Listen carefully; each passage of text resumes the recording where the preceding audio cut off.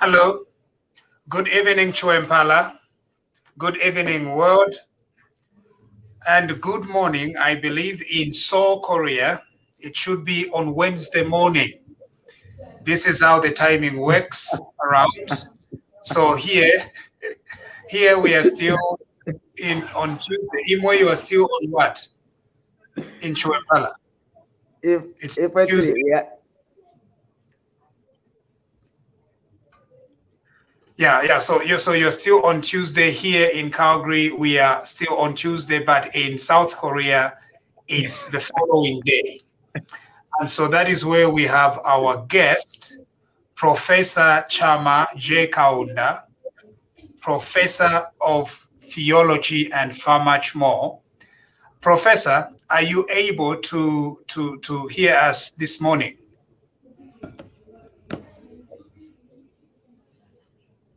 Oh no, I think we still have issues with the volume. I think we have issues with the sound. It could be the app. So somewhere in the app, when you open the app, you need to authorize the mic, the microphone from the phone, or from whichever device you are using. So we are going to let you redo that again and see whether we are going to get it correctly. Good morning.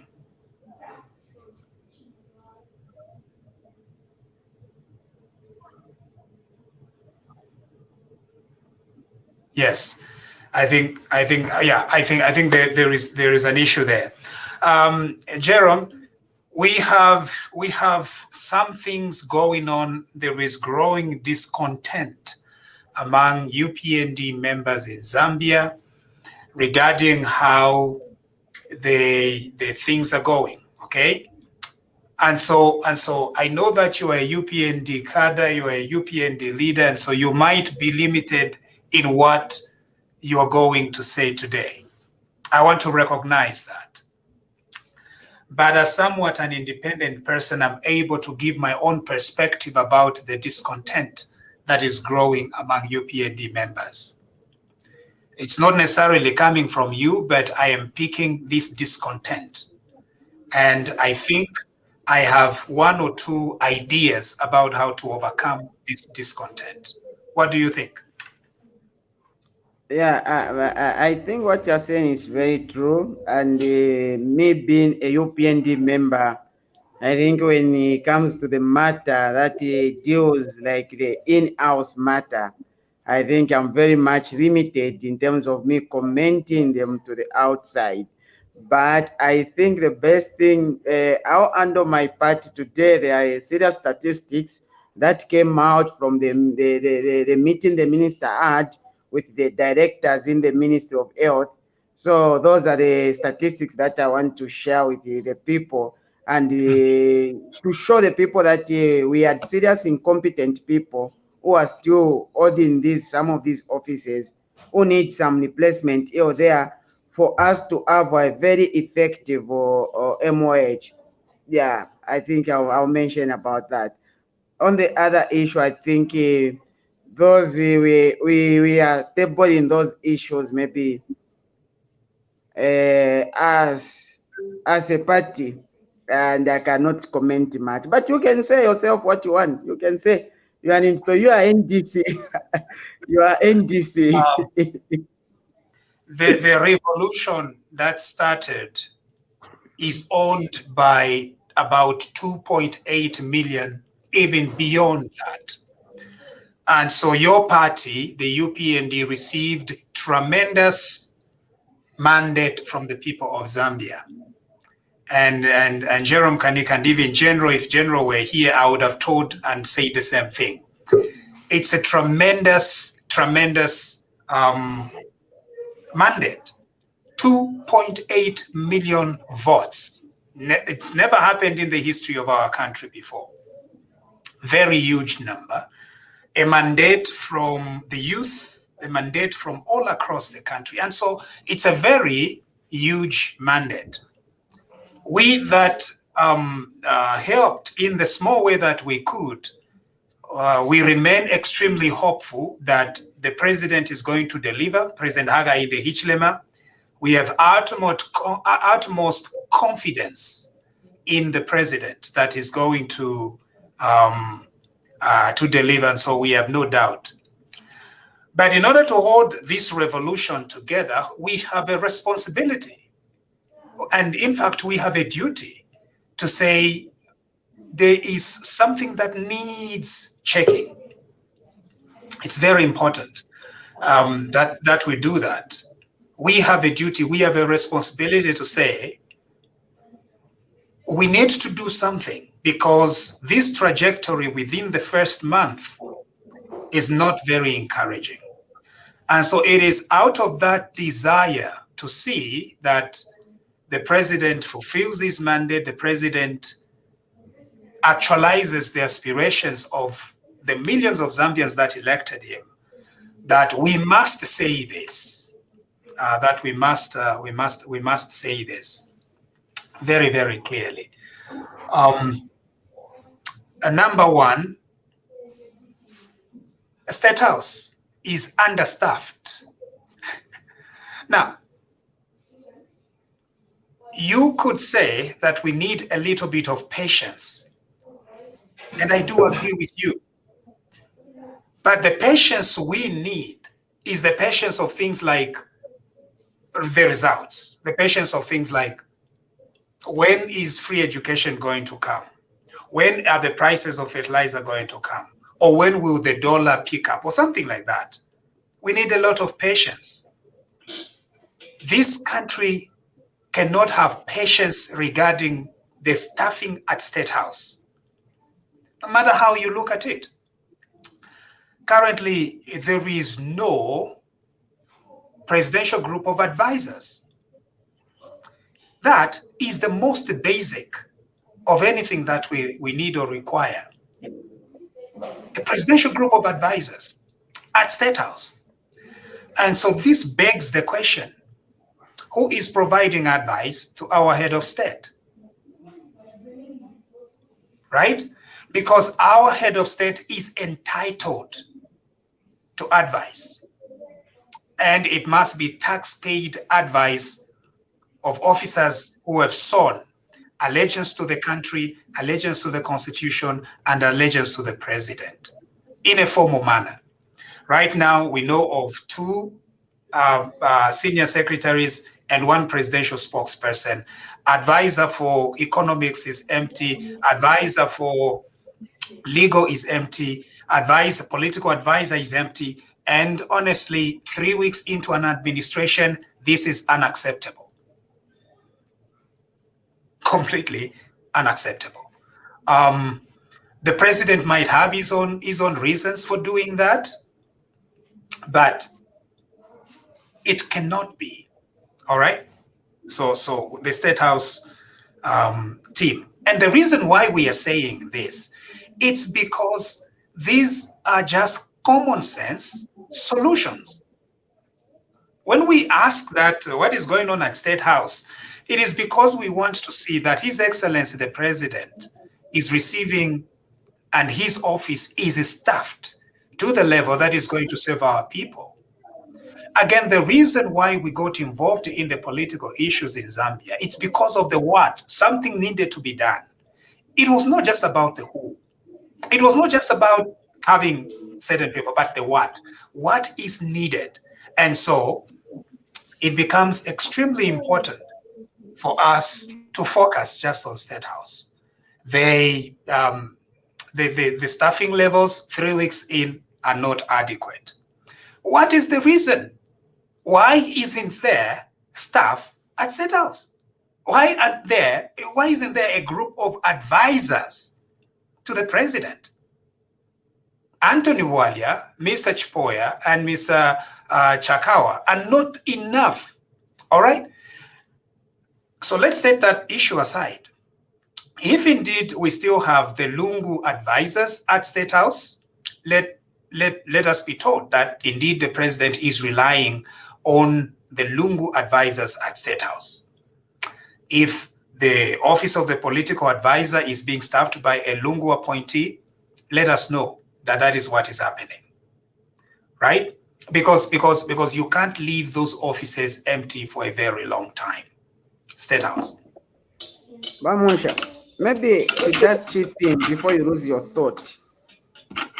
I think over the issue of staffing at the State House, we should know very well that when the president gets the advice, he should get from people who know these things, whatever the advice he wants to get from, very well, as compared for him to rush. Because it will be pointless for him to rush to appoint people. Then again, on the other hand, he comes within a week or so, he starts changing again the same people.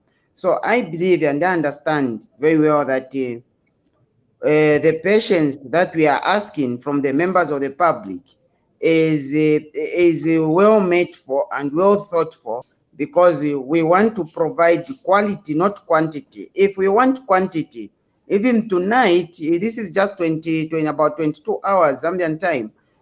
Tonight, 22 hours, he can wake up, the president can wake up and start announcing people. But that's not the way it's supposed to be. He needs to think through to say, can this person give credible advice? Can this person do this according to the way it's supposed to be done? So sooner than you expect, we are going to see that the president appoints the political advisor. But I can assure you that the president is on top of things.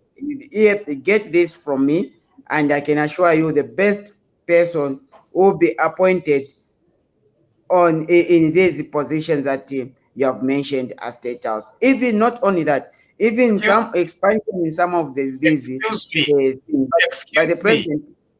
You've got to be kidding. Jeremy, you've got to be kidding. You know why? This candidate has been preparing for leadership for 15 years. This candidate has been working with people for 15 years. It's unacceptable that 3 weeks into this administration, the team at State House is incomplete. I don't care what you're going to say about that. That's unacceptable. Now, this is to serve the people of Zambia. This is a Zambian need. Our president is entitled to advice and to proper people, a proper team of advisors around him. Because the danger we run is, this is the danger. If he's insisting or he's receiving advice from the Lungu people at State House, that's fine. Let him tell us. The second thing is, if he's relying on the thin four advisors, the danger is that he's going to run himself down. Stress are very real things. And before you know it, what we are asking is that vakateka vachiteshani vasonteko avakuvapanda kwamano. Now, if Mleranbeti is going to pick at a later stage, I find it unacceptable. You say 15 years. Why have the people of Zambia entrusted him with leadership? It is because benaeva letweva. Mwamona. Ukweba tibali kwataka le team. Kanshinga va poka fie ama instruments of power. Padapele bagata mpoko teka naba nabo. Efyo baba votere. Not 3 weeks. At State House, he's on Tatwide na cabinet here. At State House, he's on advisors. The team is incomplete. Yeah, one thing that we need to understand is we formed the government as UPND Alliance. So as much as the president, yes, he had his own team who are giving information to him all this time. But the other thing which is we need to put in place is about we have alliance partners who should also need to be incorporated very well so that we don't have any hiccups here or there. So please just have patience. If sooner than you expect, you'll see that all the team is intact. So let's be a little bit patient. I have a lot of patience for all the promises. I have no patience for a team. Absolutely none. I have patience for all the promises. Promises like nkawesho wunga amalaiti yakaiko kuya kwacha ika fiance fifika bafyo wino. Lots of enough patience among the people of Zambia, but not this where State House team is still not staffed. That is not right. That really you see, because even the appointment of Anthony Wadia, did you see the commotion it created? That is not how it goes. Idio bare kupera fya ma instruments of power, badia pene instruments of power bare kupera fye. Nishi ya timu wale bomba nayo, waba pero tufulo wino. You carry on. Garapti la tababa wino. You know waba chita remove waba tumashan at a later stage. But at least nishu you are covered. That is what is the most important thing. No mbaba tapari covering chala bashan. All these mistakes, Nina Nitwala Sonta, because look, Lungu was a pretty horrible guy. No, but do you see what people say? At Lungu alifyo guino,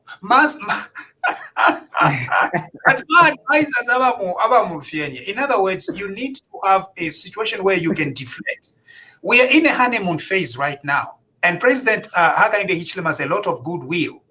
It is going to evaporate very, very quickly. Zambians are impatient people.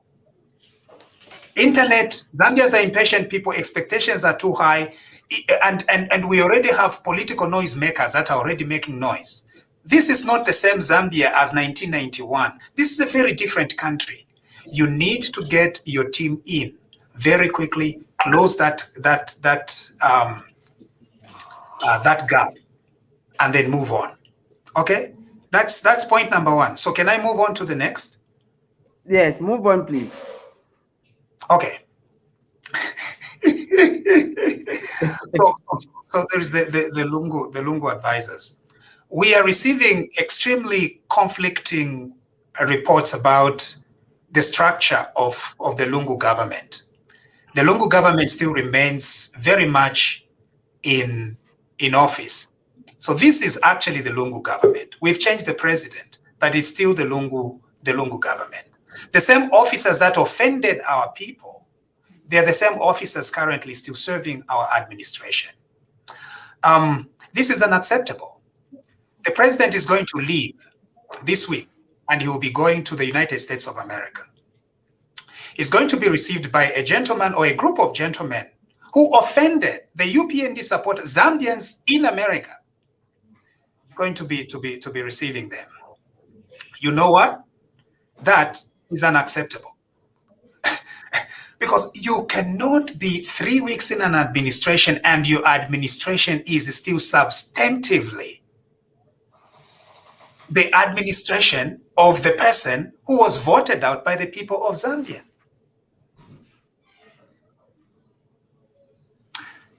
Ministry of Health, the same thieving permanent secretaries, the same permanent secretaries who superintended rotten condoms, expired medication, fake COVID vaccines, they are still in office today. And the excuse that is being given is that they are being audited. Here is a question: who is auditing them? Right? This is what the spokesperson for the UPND is telling our people, that they are being audited. Who is auditing them? The Auditor General has no capacity to audit 200 people in days or in a month. 200 different officers. That is permanent secretaries, including their senior directors. Who is auditing? Why should the UPND be telling us that there is these permanent secretaries are being audited? What audit is it? It's not from the Auditor General's office. These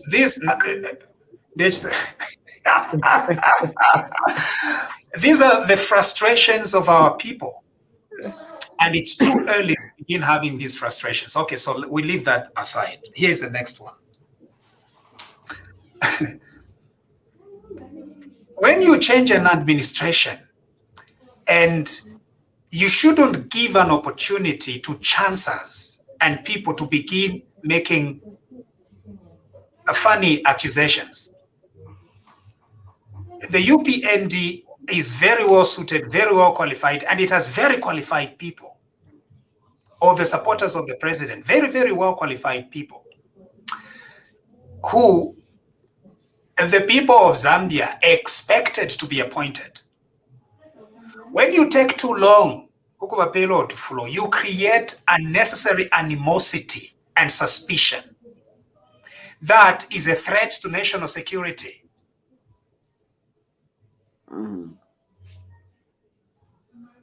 I don't want to be dropping names here because in Shirefoku Monagona Kalimulimbi, no one can come and do anything because because there was nothing like that. I just speak for the people. That's all. So now there is a lot of suspicion across the board. The UPND does not trust itself, and now the same frustration that was directed at Edgar Lungu, it's going to be directed against the leaders of the UPND. This is not a very small thing. It requires action, and action now. Yeah, Vamusha, I somehow agree with you. I think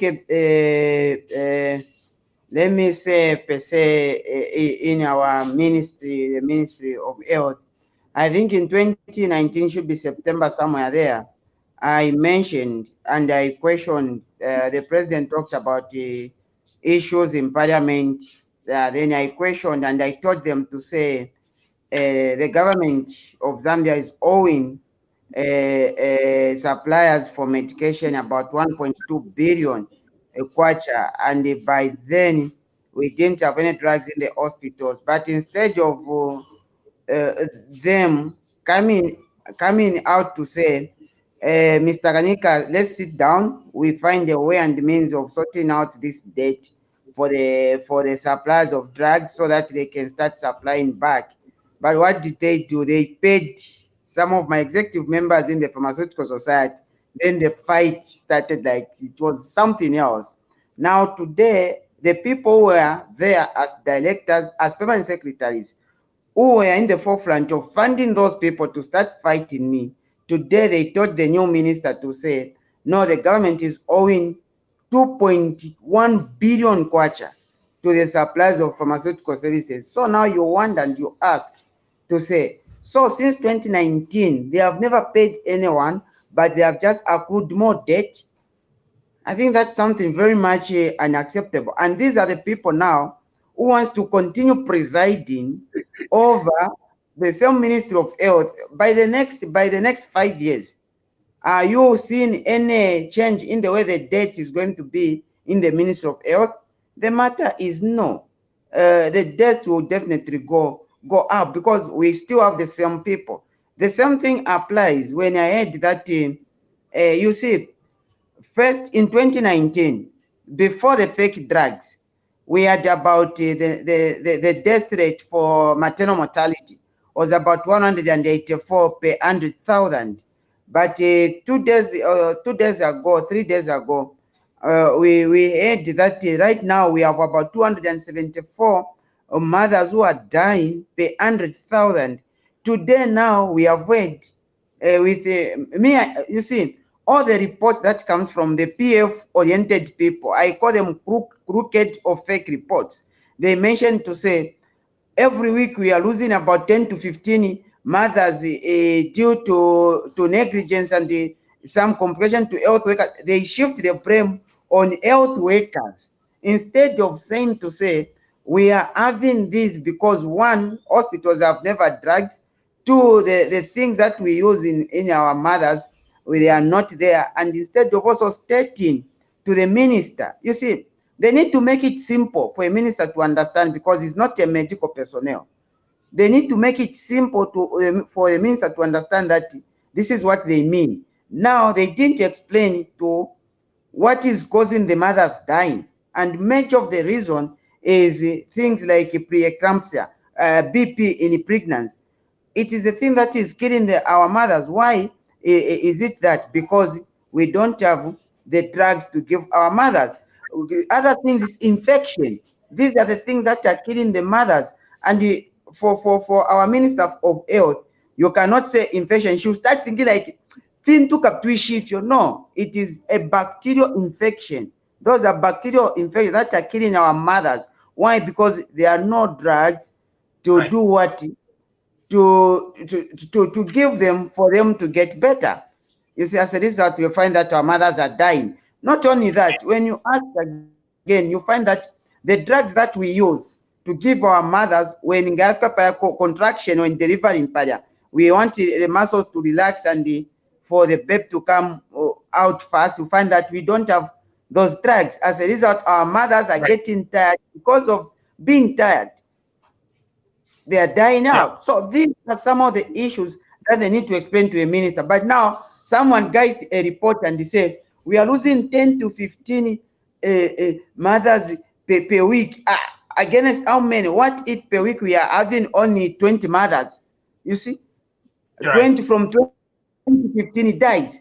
So someone need to give a proper comprehensive report to a minister to say, look, per week we are having about 200,000 mothers who are giving birth, and from these 200,000, these are the ones who are dying. Not to just left it open blank.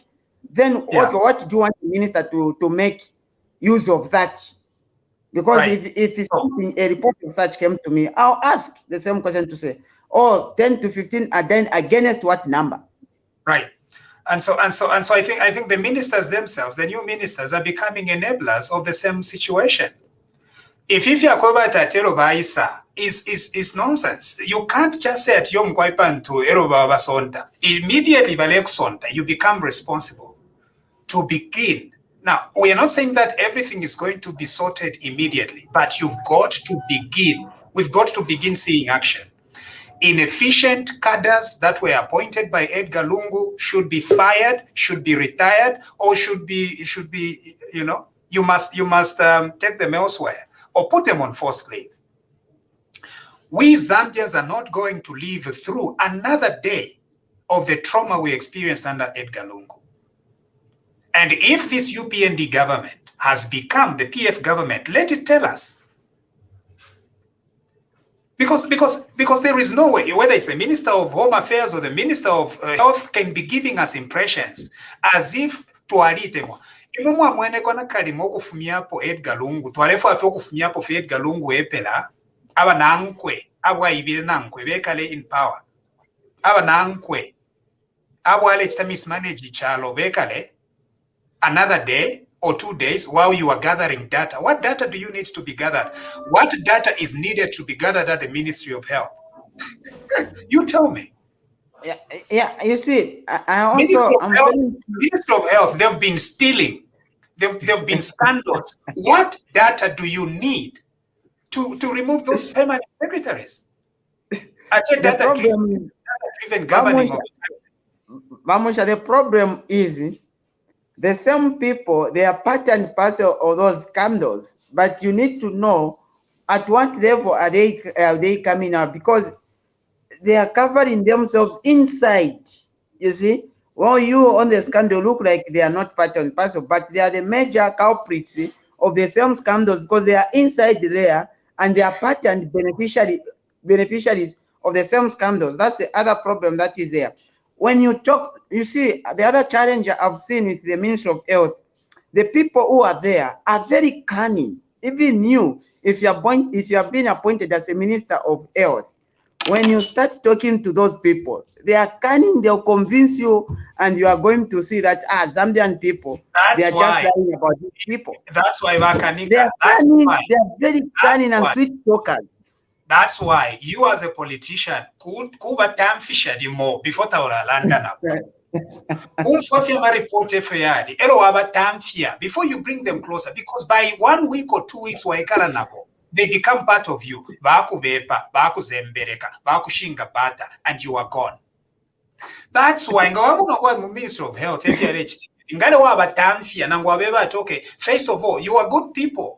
They can go to pastors, and counselors. But ngale wabe minika oti yobane. Muike sako kunchitu. Elo waitako na mfits junior officers wabachitareis webera leni no bandondorere ni ferechti kamuno. You cannot. You can't do this. The people. This is the people's revolution. If the UPND is going to become big-headed within mwateka kofe 2 days, elo no mwakulo mutwe.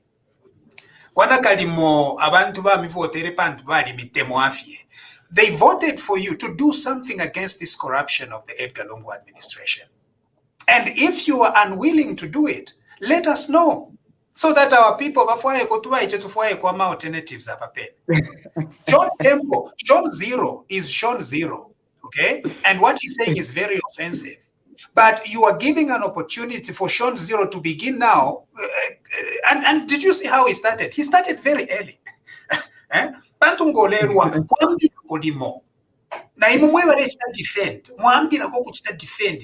don't give yourself at your no. Number, there are some people who think that we were not given any jobs. Defend Mr. Haka in the Hichinema. It was 2016, 2017. Our record is there. We spoke for him because we believed in the rule of law. And that commitment is still there today. There was nothing attractive at that time. What was attractive about it? It was our commitment to the rule of law. And personally, I'm very glad that we did it. 2017. Innocent people, Brian Mwinga, and Mbere, thank you very much for having stood with our principal during this very difficult time. Now, our principal, how we interacted, but it was a very humbling time. It is not jobs that we are seeking. What we are seeking is that government serves the people of Zambia. And when we see signs, we've got to say it very early and be very diligent about it. Our commitment is to the people of Zambia. That's it. And it is what the people of Zambia are aspiring, and they spoke very, very clearly. We spoke. The ink is that you continue keeping these thieves as permanent secretaries. They are thieves. Anyway. Just to add on, like currently we have a situation where abana abanono bali bapera septrini mu April 2020. Your septrini baextreriko mu August 2021. Bamunja. Who does that? Septrini banu abana mu 2020 April. Nkwisa echitariko month, are they not? It's not the matter of covering up. You see, me, I tell the people, though people think like, no, because you want a job, you want to do this. Then I tell them, say, it's not about a job, but it's about principle. You see, these same people whom today we are talking about, those are the same people who are in forefront and grabbing and pushing for my license to be grabbed. You see, today they want to turn the akapampa, bachinja akapampa. Ngabena Marama is a board chairperson for Health Professionals Council of Zambia. So for him is part and parcel of suspending Bland's license, Dr. Sampa. Suspending my license was part and parcel. Them today, Marama want me to praise him to say you are a head worker. No, that's unacceptable. No wonder I'm saying those people are cunning, like serious cunning and sweet talkers, but on the other hand, they are destroying the people. I don't care about those people. I care about the actions of our minister and the actions of our government. If Honorable Sylvia Masebo goes and begins drinking with them, that is not where the people of Zambia are. We are not. I'm sorry. Because that's the thing. We have currently shortages of drugs from January to December. With the same people have failed to sort out the problem of shortages of drugs. Do you think they are going to sort out the problem of drugs today? The people 2019 up to this time, they have been increasing the debt. Well, in the budget, we have been budgeting for supplies of drugs. When they bring drugs, man, are the same people you want to maintain and keep? I think that's something unacceptable. But anyway, we don't know. Us is just to say. We've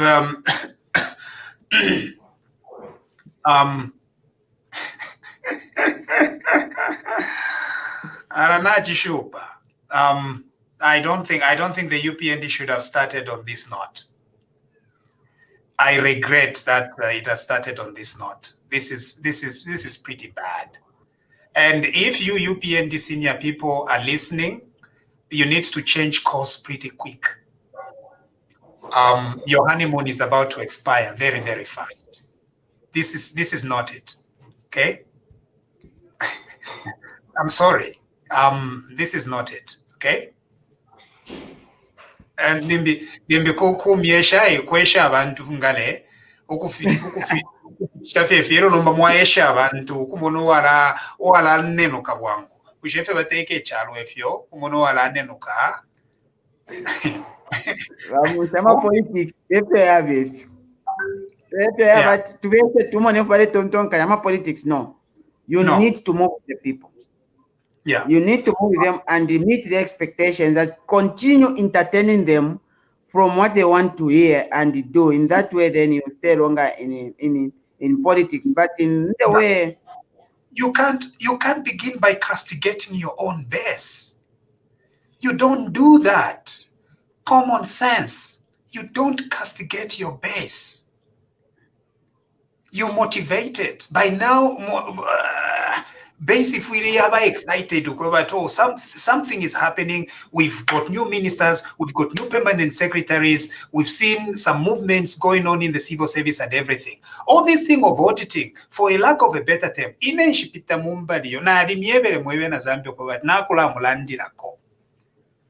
there is no auditing. Auditing in she. Ni auditing in shimulefo to audit malama.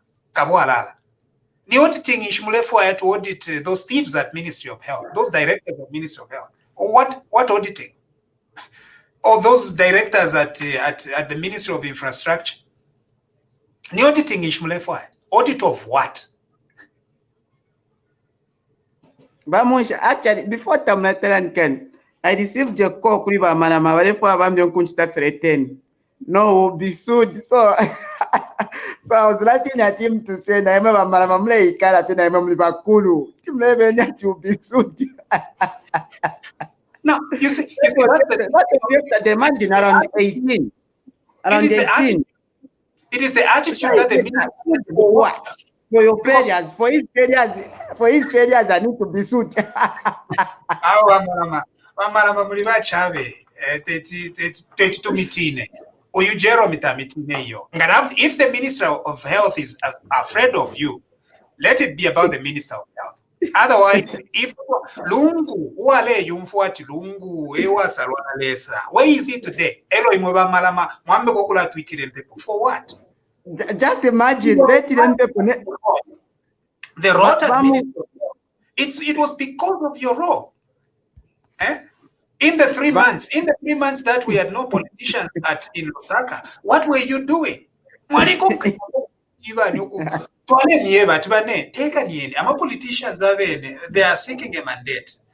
You know, you as technocrats, Stenko toned down a little bit, but you were on the forefront to the confusion and everything else.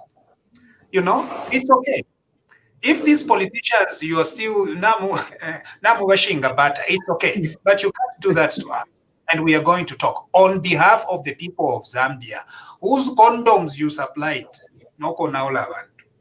Just imagine, Bamu. How can Unquitirian people never fear mu June? I'm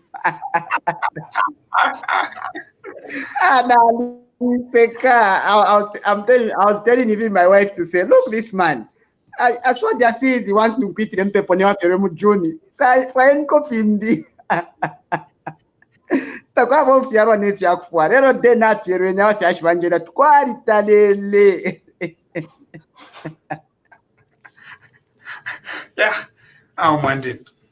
Today, Jerome, we were just interrupted a little bit because we do have Professor Chammah Kaunda, and he's the author of 2 books. Not only 2, but he has many. He's one of the most accomplished scholars in political theology we have in Zambia. One of the most accomplished political theologians, and so his books mentor me a lot. I depend upon him even when I'm writing when I was writing my dissertation. I found his scholarship very, very helpful. And so, Professor. Yes, can you hear me now? Yes, we can hear you. Thank you. I'm so grateful thank you for having me. Yeah. So Professor. We took slightly longer because we were overtaken by events, and then we just started commenting, and then we thought that your mic is still giving you problems, but thank you for joining us today. No problem. Thank you so much. I'm grateful to be here. So this one is known as Competing for Caesar, and you edited it with Maja Himfela. Yeah, Maya Himfela. Maya Himfela, yeah. Maya Himfela. It's a very wonderful book. It talks of religion and politics in post-colonial Zambia. You have several scholars who wrote papers. I don't know how I missed it, but I think the next edition I should feature. Absolutely. Actually, we are working on a number of things, trying to reflect and make sense of how we can improve the theology in our country. So we are building on quite a number of things. Yeah. So my co-host here, Mr. Jerome Kanika, is actually a pharmacist. So he finds discussions of theology and social science extremely enlightening. So we are going to enlighten him. And then this one is... That one, much more specifically, I wanted to look at the ideas that float among politicians, especially those who are coming from Pentecostal traditions. So I was looking at Wamumba, and then looking at Wasumaili and others, trying to think what is the specific approach that they have in terms of their thinking about politics in Zambia, and what is specifically they would love to achieve. in their thinking. And I think I found a number of challenges that almost came exactly the way I was seeing them in terms of the thinking behind their ideas. All right. And so what you do is you study Christians and see how they relate with the political establishment. Is that a correct characterization of what you do? I do quite different things and dimensions. First of all, I try to engage Christian faith to understand how it can translate in the public life.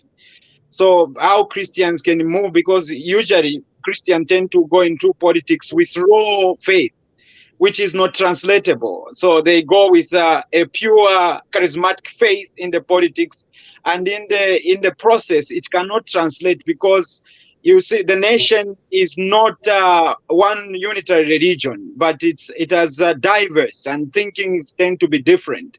And for you to make sense in the public, you have to engage all these different ideas at the same time.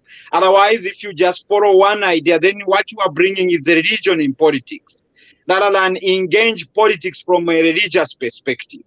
So you bring a doctrine in the politics, then you negate the whole system, and then you just promote that specific religious ideology, and in the process you can't achieve anything at all. Then you negate even the system that you are presenting at that process. And then I look at how certain ideas that are pursued, for instance, politics of moralization, that became very, very important during the time of Lungu and the Minister of Religious Affairs.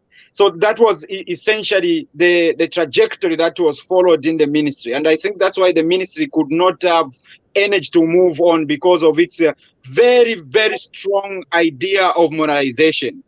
And all the things around the ministry was about moralizing and surveillance, and critiquing the church, critiquing the people, and all those kind of stuff. And in the process, I think that's why it's difficult to even retain it by the new president, because it proved itself beyond the shadow of doubt that it was meaningless institution for Zambia in the way it moved. One, we've talked about several times, and the ministry can be concluded by one word, if you wanted to summarize it: sexuality. It was everything around sexuality, the homosexual, or those coming from South Africa, those who are doing toys and all those kind of stuff, and almost no clear-cut understanding of how religion can contribute to transforming the nation and to help people get into the mode of development. So those some of the challenges that you get to see. Now, Professor, I know that you trained at the University of KwaZulu-Natal. That's where you did your PhD. Is that correct? I did my PhD in the University of KwaZulu-Natal in South Africa, yes. All right, okay. What other qualifications do you hold? Well, I did my first master's degree also with the University of KwaZulu-Natal before I moved on to do my second master's degree in the University of Geneva and both in Geneva.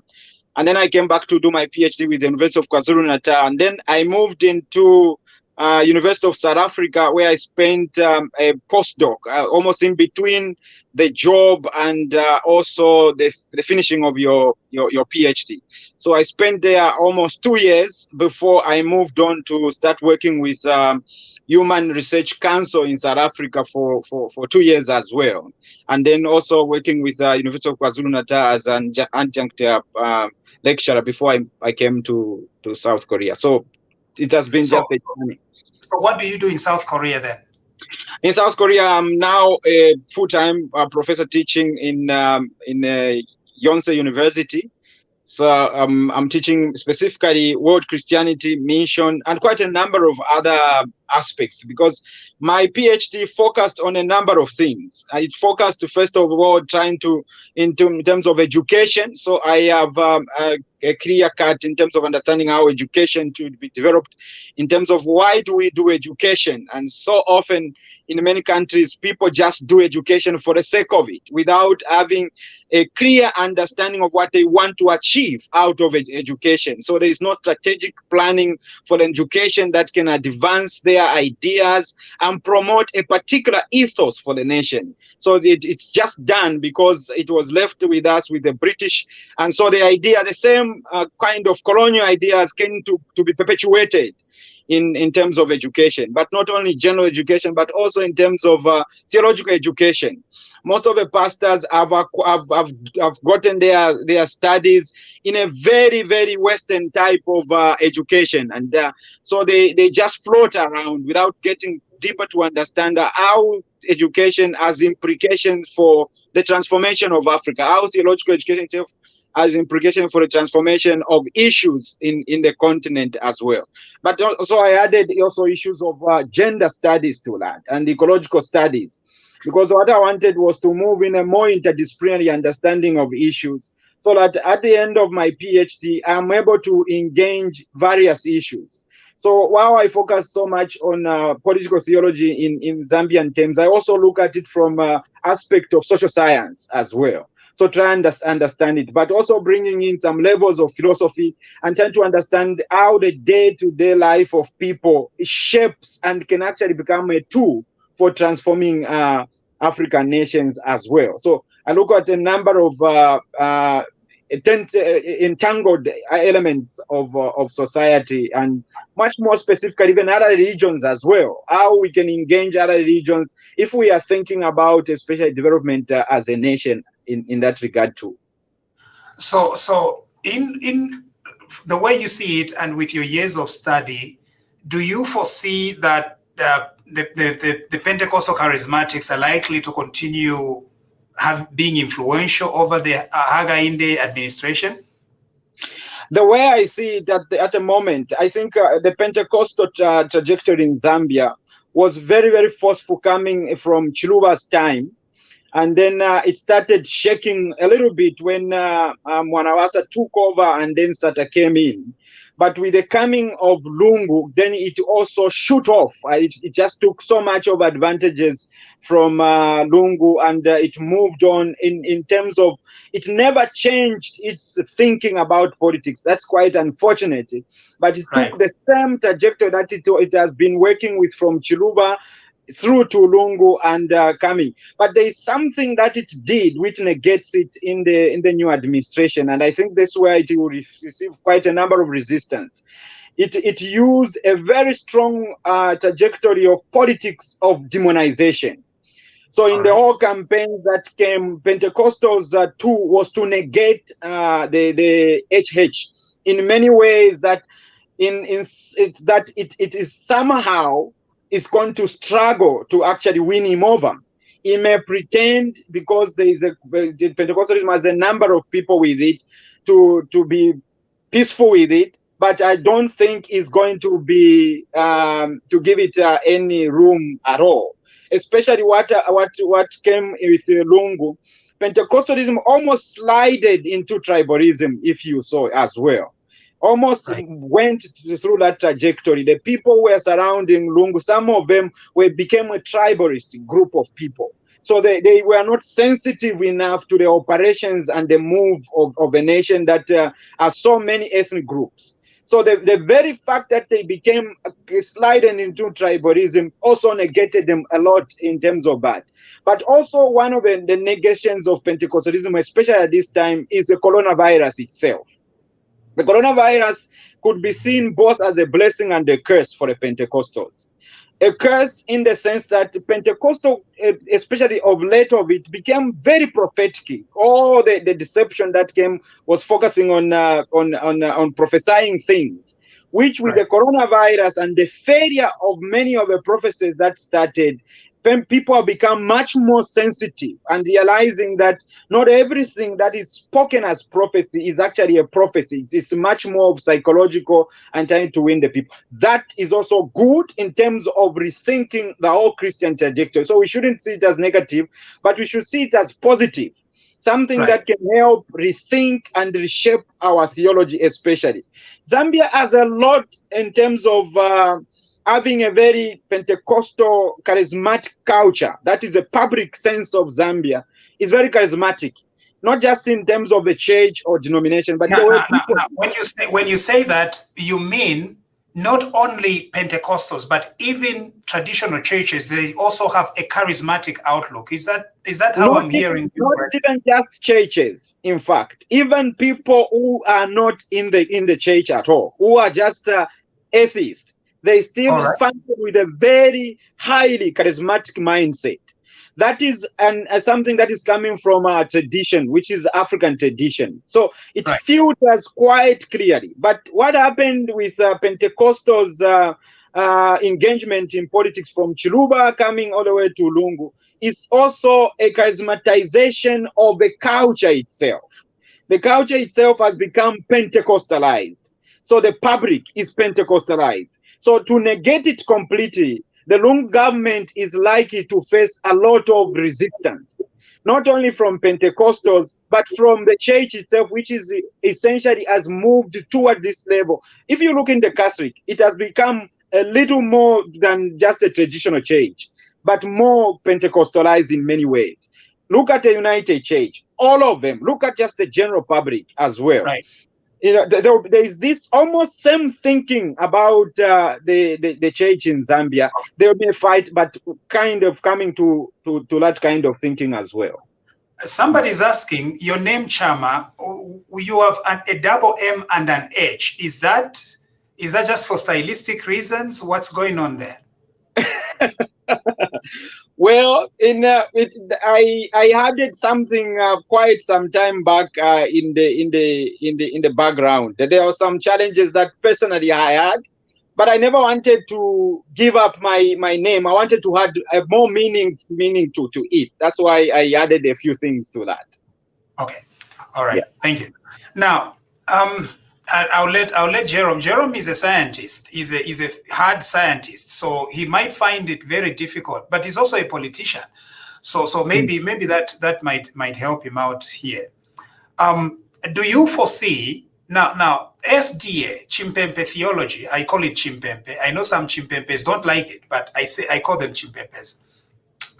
Adventist theology has its own political theology. Do you foresee that having an Adventist as president, that might feature a little bit more prominently? And of course, the central theme of Adventism is the Sabbath. Do you foresee the Sabbath and Adventist theology featuring prominently? Now, I'm asking this because I know that Adventists have this skepticism towards the state. I think exactly. it's skepticism and suspicion towards the state. The state is going to be used as a tool by the devil, basically. Exactly. That is Adventist theology. Do you foresee that informing Zambian government? In terms of the president himself is likely to still hold on to some of his own tradition in many ways. But I don't see Adventists do a lot of informing the Zambian mindset in a general sense. That it can move the politics in terms of clear-cut suspicion that we are talking about. But what actually Adventists can do, it can actually reshape the Pentecostal mindset if it is clever enough. The very suspicion element that it has can become a very strong political theology in terms of engaging the government. Because the Adventists will still somehow maintain a level of distance from the state because of the fear of a state. But its own fear usually becomes its own demise because it may not contribute anything at all. But then the Pentecostal can tap into that critical distance that the Seventh-day tend to function with the state. And if they did, then they can become the consciousness of a nation in that regard, because then they can speak the truth to the powers. Because what has happened in the past, the Pentecostal lost completely any form of suspicion of a government. They became completely a tool at the hands of a government. So they went into an alliance that had no critical level to it. They could not see anything. So Lungu was a brother, you cannot criticize them. And then with the ministry also coming in, the ministry completely decapitated the church too. Because the ministry was an attack at the very heart of a church. The ministry didn't understand its purpose in Zambia. It didn't have a direction. So it saw itself as an instrument that should stop a church from speaking. And it managed to do that, because it turned everybody into the brother and the sister. So you cannot criticize your sister. You cannot criticize your brother. The president is a brother. He's a man of God. That was a challenge. But in the aftermath, I think, of Lungu, the church can become much more critical. It can take a critical distance, and then it can speak the life into the nation. It can engage the government to promote life. So it can engage different social institutions, because Zambia is still very much a Christian in its outlook, with almost 95% of people as Christians. So in essence, the new president cannot just neglect the church or overlook it. If he does, he's not going to go to the second term at all. And if he does, he may have so many hurdles to fulfill and achieve his mission. Because I've seen he want to go a very scientific approach to it. But the Zambian mindset is not just a scientific mindset, as a very strong religious outlook on it. So if you want to do science, then do the science with the frame of a region. Because what has happened, Mr. Jeremy, as you were saying, today we are making a radical shift from science as something that is completely apart from a region, that the way they were understanding in the past. Because in quantum physics, the understanding has completely shifted the world in science. Like the people used to negate the religious dimension in the past, but quantum physics has shown the radical entanglement of a universe, that the universe is filled with the flows of energy, which are more like a religious flows that goes to the very bottom of a subatom in the way things are composed. So if he's clever enough, the region in Zambia actually not even talk about that, is the hope of a nation in many ways. Why? Because there is already a mindset at work. And if you want to develop a nation, develop it from its mindset. You cannot develop a nation from a vacuum of its resources. So tapping in that resource is so critical for the move, not just in Zambia, in fact, in Africa. And I think this is where the problem has always been with the president in Africa. They don't know how to tap into this resource that is already available for them to tap for development as well. All right. And so to those that are joining us, this is Professor Chammah J. Kaunda. He is a professor at Yonsei University in Seoul. I think I'm pronouncing it correctly. Yes, absolutely. Yes. Yonsei University in Seoul. He's a professor of world Christianity. And Professor, I think you are a Pentecostal, right? Yes, I have a background in Pentecostalism. Yes, I was in Assemblies of God as a minister in Zambia. All right. Oh, okay. Yeah. So very similar to my background, and so we are very excited that we as Pentecostals are producing scholars, and I think Professor Chammah J. Kaunda is one of the most significant scholars that are coming out of Pentecostalism. And I consult him a lot when I was writing my dissertation on church-state relations in Zambia. He was a very, very important resource. I won't go into detail, but it was a very, very exciting resource. And then these are the books that he has written. This is The Nation That Fears God Prospers, a critique of Zambian Pentecostal theopolitical imaginations. So it's on Amazon. You can have a look at it. And then he's also one of the editors and contributors of this book, Competing for Caesar. Very, very recent. It was just December 2020, I believe. Wonderful, wonderful, wonderful book that goes into various pieces of religion in Zambia. And what a pleasure to have him. Now, Professor, if the government must tap into the religious outlook of our people, so then would you support a Ministry of Religious Affairs? Yes and no. Yes, if there is a critical thinking about what that ministry will be doing. If there is a deliberate and intentional understanding of how this ministry will function from the margins of a people in terms of mobilizing the religious communities for development, how this ministry would become what probably you can call as a mobilizing discourse for the development. But if it has to function the way it did previously, no. No, because the previous understanding of ministry negated the nation highly in many ways. The previous understanding of a region in the ministry was not helpful in any way to move forward the nation. At this stage, Zambia is struggling to develop. And I think every resource that moves into politics must be a resource that can be depended on, that we are going to develop. It shouldn't be a religion that will go there and be against us as a people, and begin to moralize us. It should be a religion that will help us say that let's move together. So it has to move away from defining itself with a particular religion and align itself with a particular denomination, and become a much more focusing on understanding every religion in Zambia, whether Muslim or not, and leveraging everybody rather than just Christians. And that would be helpful in terms of moving forward. All right. Thank you. Thank you very much. I'll now ask my friend Jerome, who is a pharmacist and scientist, to come on and ask you a few questions. This is TV Bakwetu. We survive on Stars, Facebook, and on YouTube, we survive on stickers and things like that. So if you're on YouTube, please send us stickers, send us gifts, send us something. On Facebook, send us stars, because we need them. TV Bakwetu is a complete grassroots kind of thing.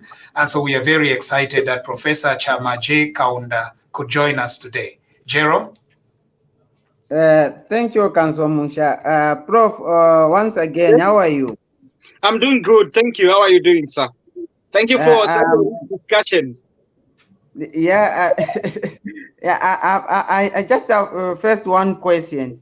You are saying you are teaching in the universities in South Korea, teaching about the history and also the Christianity in Zambia. Is it not so?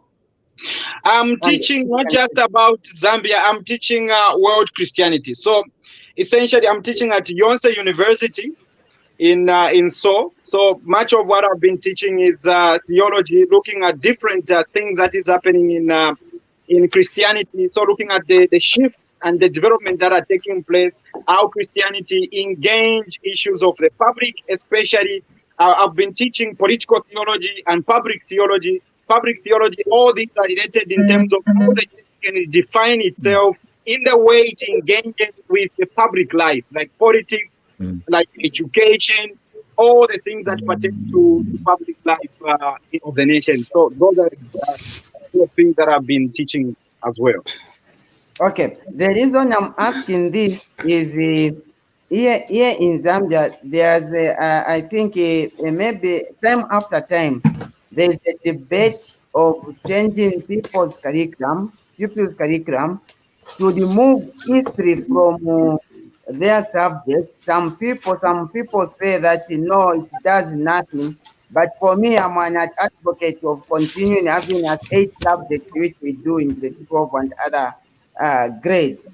So it's very interesting to learn that what people are rejecting here in Zambia are the things that we are teaching our friends in South Korea to learn and the understanding better and be able to relate with us. Then what is your stance about the abolishment of the Ministry of what is religious affairs by the new president of Zambia? I think, like I said, one, I think the Ministry of Religious Affairs proved itself that it was irrelevant in the way it carried itself, in the way it conducted itself, in the way it did its theology. It brought in a very church traditional theology into the public in such a way that it functioned exactly like a pastoral idea. Like the minister became the pastor rather than actually a space of engaging public issues. So then there was a failure to understand how ideas of a change or faith can translate in the context of politics, and how these ideas can be utilized or used to transform the nation. The church is not just there to moralize people. No, that's not the idea. Public theology is not about moralizing people. It's about developing ideas for the common good so that everyone, can benefit out of it. It's about transforming the mindset. You know what, Jeremy? The nation is the people. It's the people. It's not the theory. I think in most cases we make mistakes to bring theories, impose them on people. But we forget that you can never change the nation without changing the mindset. Every nation has a mindset at work.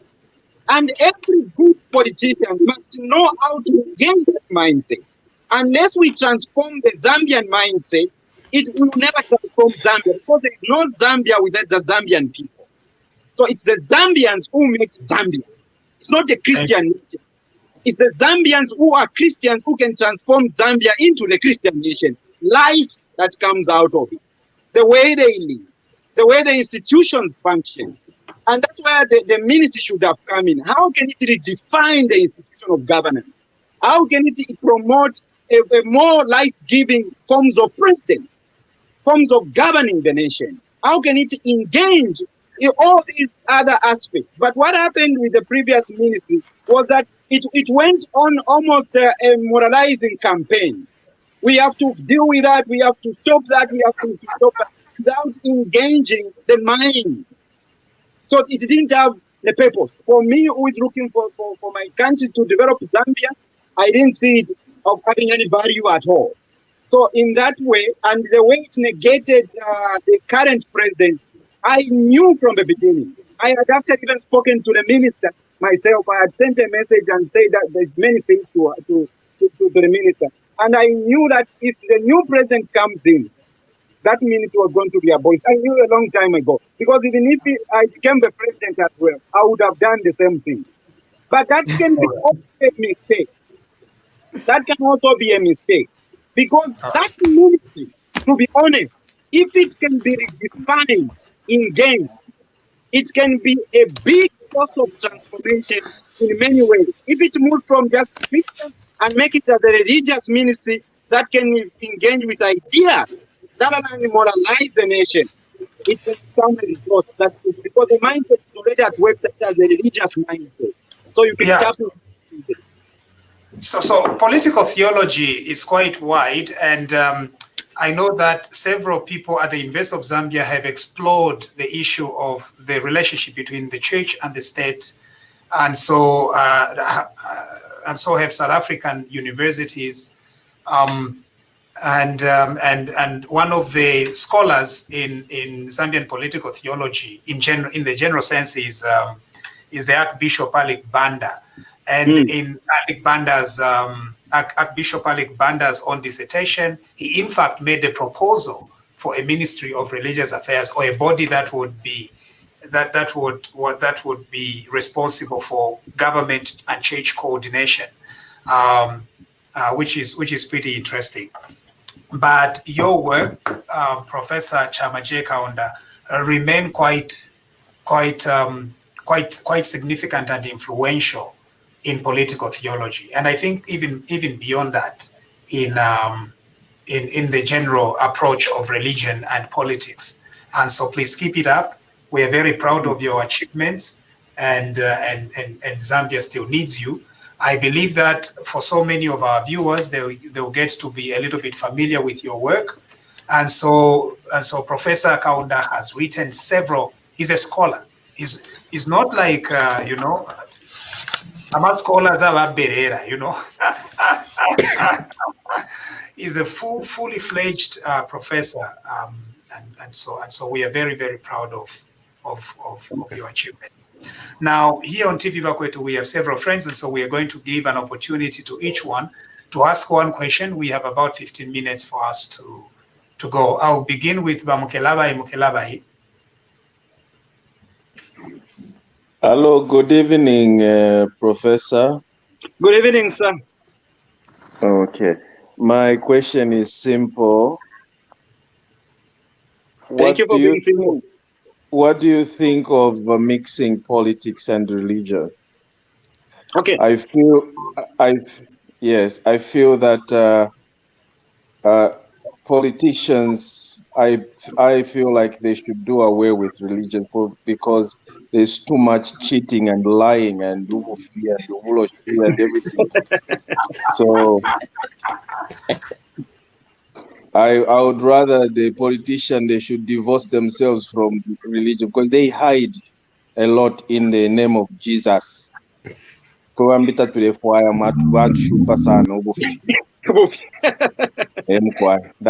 my simple question. That's a very, very important question, and in fact it has been asked over and over, even throughout church history.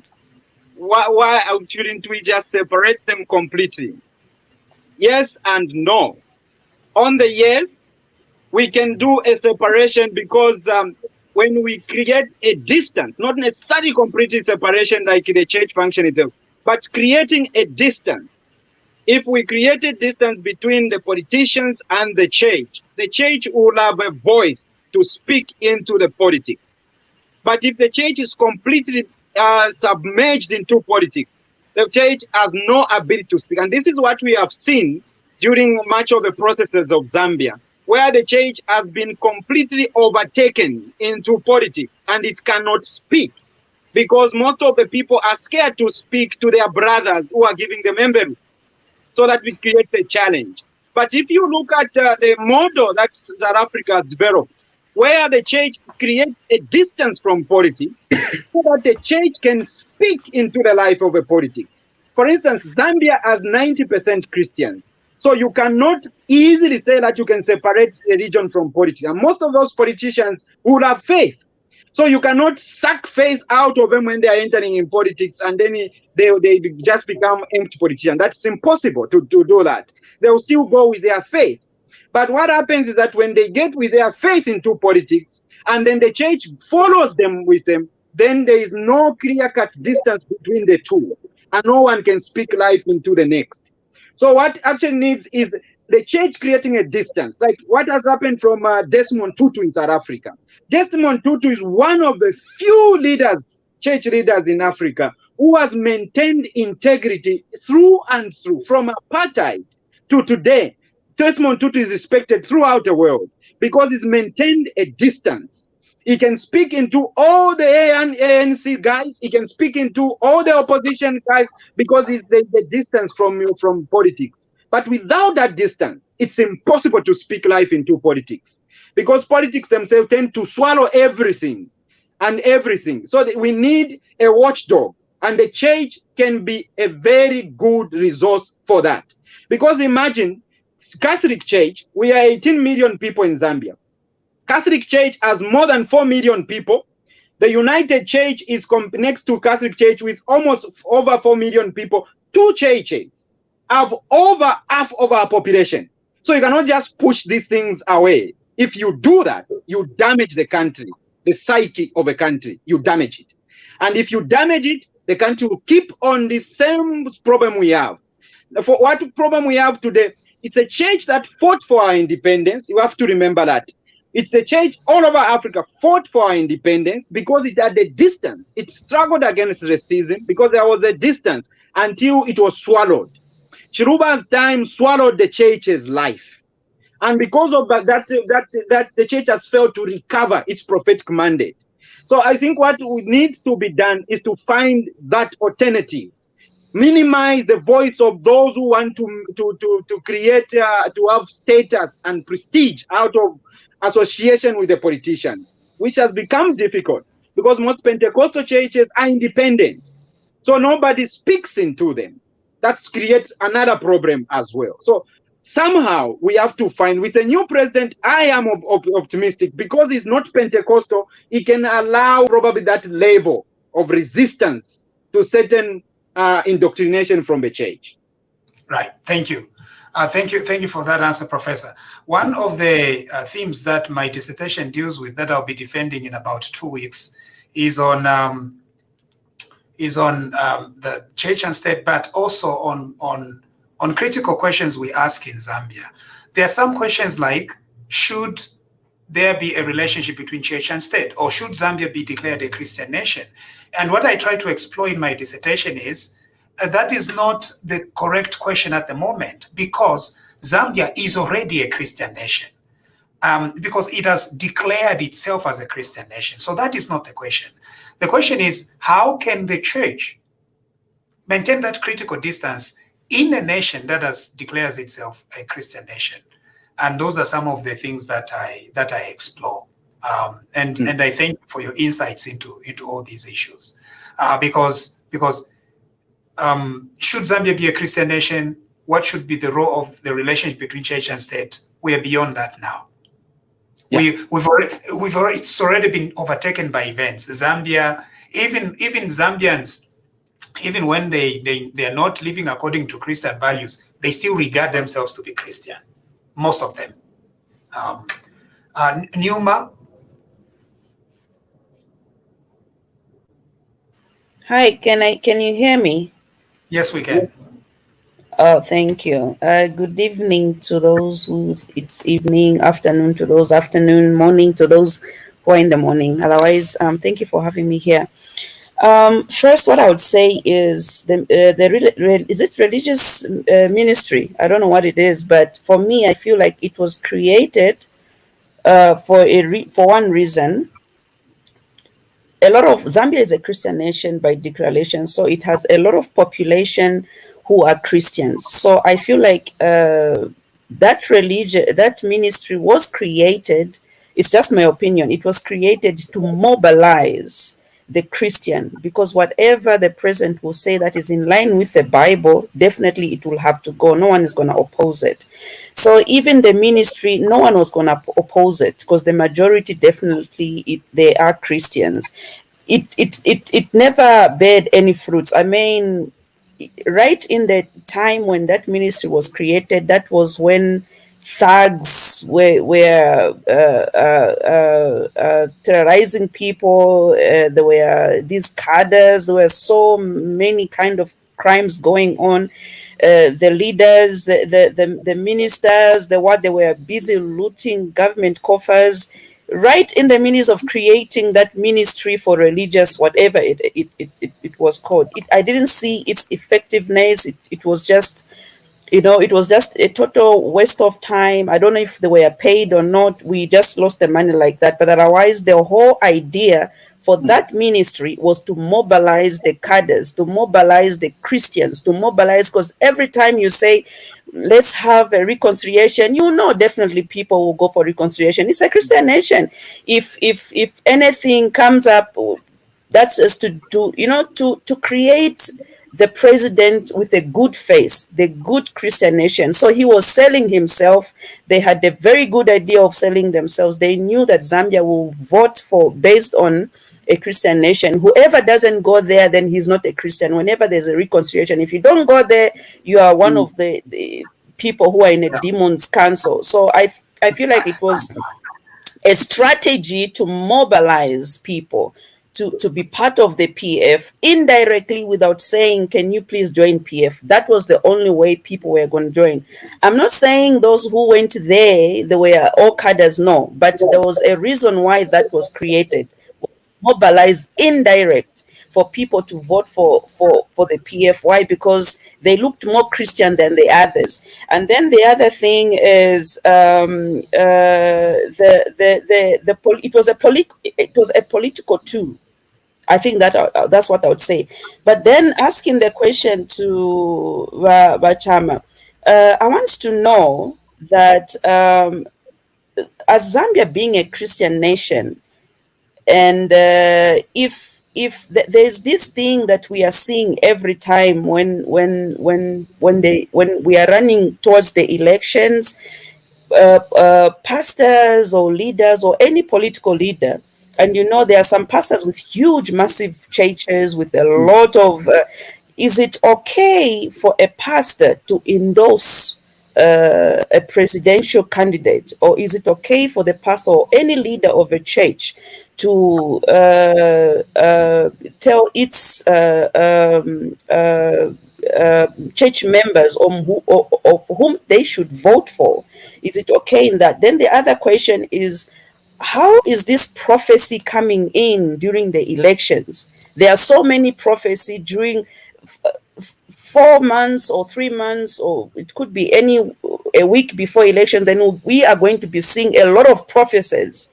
And some of us lame people wouldn't even know which one is a fake prophet and the real ones. So what do you say in those things? We've overshot that 1 minute. Okay, all right, okay.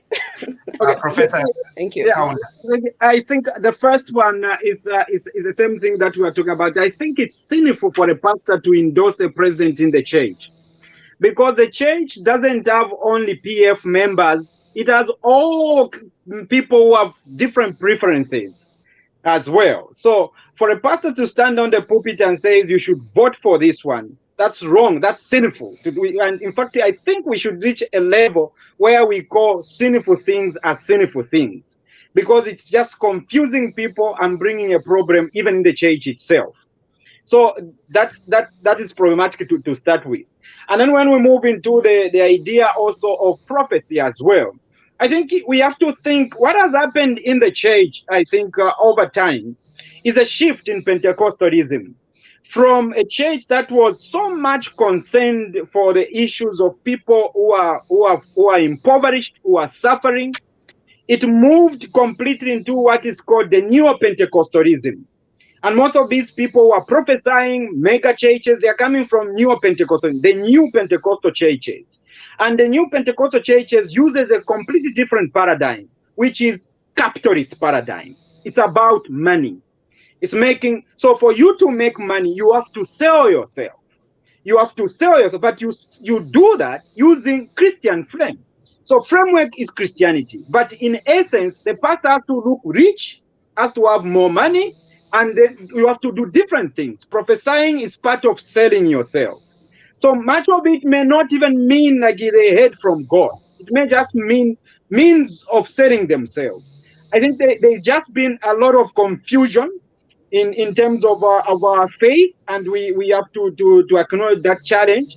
And that's why I was saying that the coronavirus has done us a lot of justice, because it has minimized some of these things in many ways. And I think it also takes us in terms of education. How much of education should we give to our pastors? How much should we equip them about public life? Most of these pastors, they just read one Bible and they believe they can go in public life and change things with that verse. But things don't work like that. Things work with principles. And pastors need some level of education. What does it mean to do politics? Sometimes they refuse things without even having any background or any understanding at all, based on one verse, which can actually be interpreted in many ways by different people as well. So there are many of these challenges that we have to look at when we are dealing with the church as well. All right. Okay, we have about 3 minutes to reach the 1 hour 30 minutes mark. Of course, we experienced a little bit of technical issue when we started. Dr. Barbara Chanda, do you have any questions? I can't hear you. You're muted. Mute myself.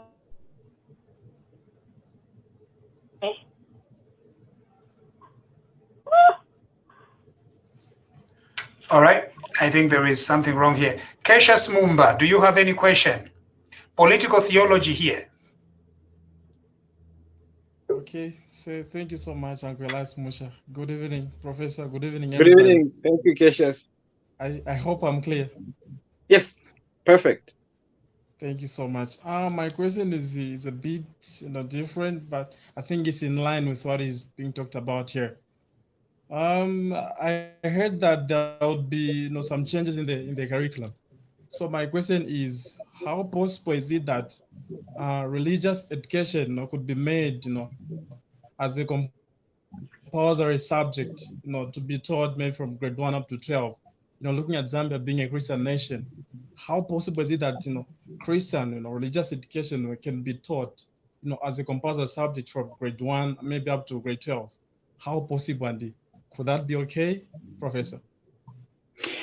Yes, I think it's possible. It depends on what they want to achieve. The religious education curriculum for a long time in Zambia has been about moral transformation and the like. But I think we have. I think the challenge that we have in Zambia is a limited understanding of a region. We think the region is just about morality. We don't know that actually the region itself has a science which we can engage many different things: economics, issues of politics themselves, in terms of gender issues, in terms of medical and public health. We don't move into those terrains because it's almost like we think religion is just about worship in church, but we forget that the religion is an everyday thing for people. It's a way people think. It's a way people look at one another. It's a way people interpret reality. So it's a worldview. And because it's a worldview, it's such an important resource for development in many ways. It can shape the attitudes people have. It can shape the way children are raised to think about different things.